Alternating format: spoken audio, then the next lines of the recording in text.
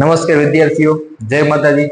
આપણી YouTube channel અવાય જેનિક્સમાં આપ સર્વેનું હાર્દિક હાર્દિક સ્વાગત છે. સૌથી પહેલું કામ, યુટ્યુબમાં જાઓ, સર્ચ કરો અવાય જેનિક્સ અને કરી દો સબસ્ક્રાઇબ. બરાબર.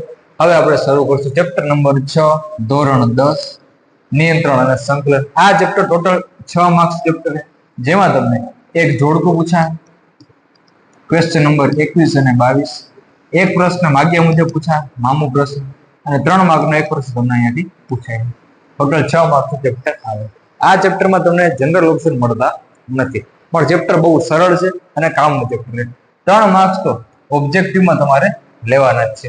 ચેપ્ટર 6 ના ઓબ્જેક્ટિવ આપણે શરૂ કરીએ. સૌથી પહેલા એમસીક્યુ બહુ વિકલ્પ પ્રશ્ન. પેલું, આયોડિનની ઉણપથી કયો રોગ થાય છે? બધા વિદ્યાર્થીઓને આ તો આવડતું હોય. ડાયાબિટીસ, ગોઈટર, સિફિલિસ કે વામનતા? ગોઈટર. આયોડિનની ઉણપથી ગોઈટર નામનો રોગ થાય છે. બીજું, બાલ્ય અવસ્થામાં ખાલી જગ્યા અંતઃસ્ત્રાવની ઉણપ સર્જાય તો વામનતાનું કારણ બને છે. કયું? વૃદ્ધિ અંતઃસ્ત્રાવ. નંબર 3, નીચે પૈકી કયો અંતઃસ્ત્રાવ વૃદ્ધિ પ્રેરક નથી? ખાસ વાંચવાનો, 10 વાર પ્રશ્ન વાંચવા. વૃદ્ધિ પ્રેરક નથી. ઓક્સિન, જિબ્રેલિન, સાઇટોકિનિન કે એબ્સિસિક એસિડ? કયો આવશે? એબ્સિસિક એસિડ. એ વૃદ્ધિ પ્રેરક નથી, પણ કેવો છે? વૃદ્ધિ અવરોધક અંતઃસ્ત્રાવ છે. જ્યારે આ 3 અંતઃસ્ત્રાવ કેવા છે? વૃદ્ધિ પ્રેરક અંતઃસ્ત્રાવ છે. તો અંતઃસ્ત્રાવો ખાસ કરીને જાઓ ચેપ્ટર 6 માંથી. પછી આવે ખાલી જગ્યા પુરુષ. ખાલી જગ્યા અંતઃસ્ત્રાવી ગ્રંથિ અયુગ્મિત છે. અયુગ્મિત એટલે કેવું? એકલી. અયુગ્મિત એટલે એકલી. શુક્રબીન, પિટ્યુટરી કે એડ્રિનલ? પિટ્યુટરી ગ્રંથિ.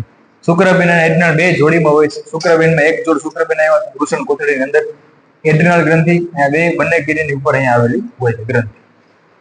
જવાબ આવશે પિટ્યુટરી ગ્રંથિ. નંબર 5, શારીરિક હલનચલન અને સમતોલનપણાનો નિયમ ખાલી જગ્યા દ્વારા થાય છે.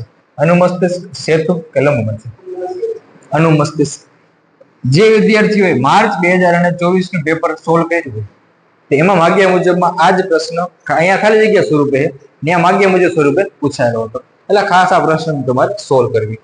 નંબર 4, ચેતાકોષમાં વીજ સંકેતોનું રાસાયણિક સંકેતોમાં રૂપાંતરણ ખાલી જગ્યામાં થાય છે. ચેતાકોષ કઈ? ચેતાંત કે શિખાતંત્ર? ચેતાંતમાં થાય. ચેતાકોષ તમે વાંચશો તમને આવી લાઈન દેખાશે. રૂપાંતરણ ક્યાં થાય? ચેતાંત એટલે ચેતાકોષનો અંતિમ ભાગ, જે ચેતોપાગમીય ગાંઠ આવેલી હોય. એના પછી અન્ય ચેતાકોષનો શિખાતંતુની શરૂઆત થાય છે. તો આ ભાગ એટલે ચેતોપાગમીય અવકાશ અથવા ચેતોપાગમ. અહીંયા ઉર્મિવેગ બીજાવેગ સ્વરૂપે આવે, ત્યારે અહીંયા રસાયણ સ્વરૂપે મુક્ત થઈ ગયું. કયું રસાયણ? ન્યુરોટ્રાન્સમીટર. હવે આવે ખરા ખોટા. એબ્સિસિક એસિડ વૃદ્ધિ પ્રેરક અંતઃસ્ત્રાવનું એક ઉદાહરણ છે. સાચું કે ખોટું? એબ્સિસિક એસિડ વૃદ્ધિ પ્રેરક અંતઃસ્ત્રાવનું ઉદાહરણ નથી, એ વૃદ્ધિ અવરોધક અંતઃસ્ત્રાવનું ઉદાહરણ છે. એટલા માટે અહીંયા આવે ખોટું. પરાવર્તિત ક્રિયાનું સંચાલન હૃદય દ્વારા થાય છે. સાચું કે ખોટું? તો જવાબ આવશે અહીંયા ખોટું. પરાવર્તિત ક્રિયાનું સંચાલન હૃદય દ્વારા નથી થતું. કેના દ્વારા થાય છે? કરોડરજ્જુ દ્વારા થાય. લાળ રસનો સ્ત્રાવ, રુધિરનું દબાણ, ઉલટી થવી એ ઐચ્છિક ક્રિયાઓ છે. સાચું કે ખોટું? ખોટું. આ દરેક ક્રિયા કેવી છે? અનૈચ્છિક ક્રિયાઓ છે. તમે એમને વિચારો તો પણ તમને એનો આન્સર મળી જાય. અને એનું નિયંત્રણ કેના દ્વારા થાય? લંબ મજ્જા દ્વારા નિયંત્રણ થાય છે.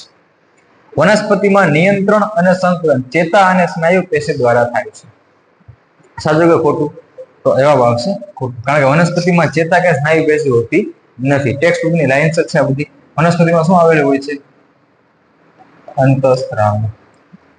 આ વનસ્પતિમાં આ નથી આવેલું એટલા માટે જે અંતઃસ્ત્રાવ બહુ મહત્વપૂર્ણ ભાગ ભજવે છે. હવે આવે એક એક વાક્યના જવાબ, જેને આપણે મામૂ પ્રશ્ન કહીએ આપણી પાસે. માગ્યા મુજબ 4 પ્રશ્ન પૂછાશે. રુધિરમાં શર્કરાની માત્રાનું નિયમન કયા અંતઃસ્ત્રાવ દ્વારા થાય છે? ઇન્સ્યુલિન. એ લગભગ આખા ગામને આવડે જ છે. ઇન્સ્યુલિન. ઇન્સ્યુલિન ક્યાં હાજર હોય? સ્વાદુપિંડમાં.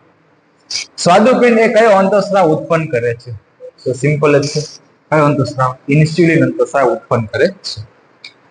નંબર 13, વનસ્પતિના વૃદ્ધિ અવરોધક અંતઃસ્રાવનું નામ જણાવો. ખાલી નામ. એક જ અંતઃસ્રાવ આવશે, એબ્સિસિક એસિડ.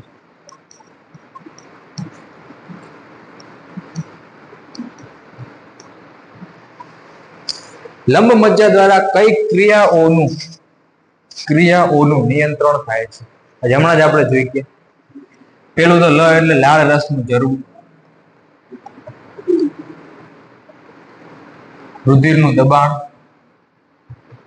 અને ઉલટી થવી. વનસ્પતિના વૃદ્ધિ પ્રેરક અંતઃસ્રાવોના નામ આપો. વૃદ્ધિ પ્રેરક અંતઃસ્રાવોના નામ આપો. 3 અંતઃસ્રાવ આવશે. કયા કયા? ઓક્સિન, સાઇટોકાઇનિન અને જિબરેલિન. વૃદ્ધિ પ્રેરકમાં 3, અવરોધકમાં 1, ટોટલ કેટલા? 4 અંતઃસ્રાવ. 2 ચેતાકોષની વચ્ચે આવેલા ખાલી ભાગને શું કહે છે? ચેતોપાગમ,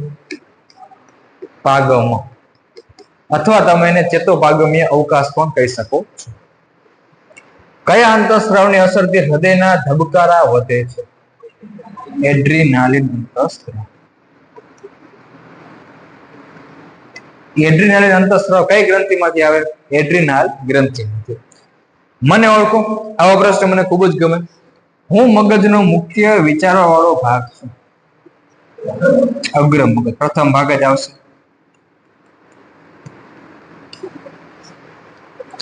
વનસ્પતિનું કયું અંગ ઋણ ભૂઆવર્તન દર્શાવે? પ્રકાર. સૌથી પહેલા તો આપણે એ વસ્તુ પર જોઈ કે ભૂઆવર્તન એટલે શું? ભૂ એટલે શું થશે? જમીન એટલે ભૂ. વનસ્પતિના 2 મુખ્ય ભાગ લઈએ આપણે. એક ભાગ આવે વનસ્પતિમાં મૂળ અને બીજો ભાગ આવે પ્રકાર. તો આ જમીન છે, તો મૂળ જમીન તરફ ગતિ કરે એટલે ધન ભૂઆવર્તન. પ્રકાર જમીનથી વિરુદ્ધ ગતિ કરે એટલા માટે ઋણ ભૂઆવર્તન. જવાબમાં કોણ આવશે અહીંયા? પ્રકાર. જોડકા જોડો, જેનો વિડીયો આપણે ઓલરેડી બનાવી જ નાખેલો, પણ છતાં પણ હવે હાથમાં આવ્યા છે તો લાગુ લેતા જ છે. જિબ્રેલિન, એબ્સિસિક એસિડ. જિબ્રેલિન શું આવશે? પ્રકારની વૃદ્ધિમાં મદદ કરે. એબ્સિસિક એસિડ વનસ્પતિ વૃદ્ધિને અવરોધે. તો કોષ વિભાજનને કોણ પ્રેરિત કરે? સાઇટોકાઇનિન.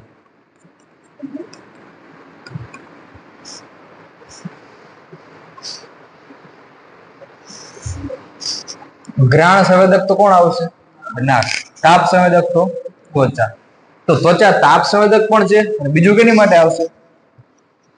સ્પર્શ. જીભ કેની માટે આવે? સ્વાદ. જીભમાં શું આવેલ આવે? સ્વાદાન પૂરો. ખાટો ખાટો તીખો મીઠો. ઇન્સ્યુલિન અને ઇસ્ટ્રોજન. ઇન્સ્યુલિન કેની માટે આવશે? સ્વાદુપિંડમાંથી ઉત્સર્જન થાય. ઇસ્ટ્રોજન અંડપિંડ. શુક્રપિંડમાં કોણ આવે? ટેસ્ટોસ્ટેરોન.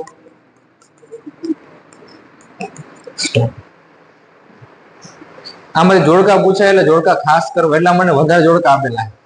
એડ્રિનલ ગ્રંથિ, થાઇરોઇડ ગ્રંથિ. એડ્રિનલ લડવાની કે દોડવાની સ્થિતિમાં ગામમાં જેટલા પણ ડખા થાય છે એના જવાબદાર કોણ છે? એડ્રિનાલિન અંતઃસ્રાવ. અને ગ્રંથિ કોણ? એડ્રિનલ ગ્રંથિ. થાઇરોઇડ ગ્રંથિ શરીરના વિકાસ માટે ચયાપચયની ક્રિયા નિયમન કરે. તો બધા અંગોમાં વૃદ્ધિ કોણ પ્રેરે? તો નામ જ છે વૃદ્ધિ અંતઃસ્રાવ. ગ્રંથિ પૂછે તો પિટ્યુટરી ગ્રંથિ. આવી જ પિટ્યુટરી ગ્રંથિ અને હાઇપોથેલેમસ. તો આમાં આવશે બધા જ અંગોમાં વૃદ્ધિ પ્રેરે. હાઇપોથેલેમસ અંતઃસ્રાવોના સ્રાવ માટે ગ્રંથિને ઉત્તેજિત કરે છે. આકસ્મિક સ્થિતિમાં કોણ તૈયાર કરે? એડ્રિનલ ગ્રંથિ અથવા તો એડ્રિનાલિન અંતઃસ્રાવ. જે પૂછે એ ચોખ્ખો રાખો. લંબ મજ્જા, કરોડરજ્જુ. લંબ મજ્જામાં શું આવશે? લાળ રસનું જરૂર. કરોડરજ્જુમાં શું આવશે? પરાવર્તિત કમન. આ કોણ હે? અગ્ર મગજ.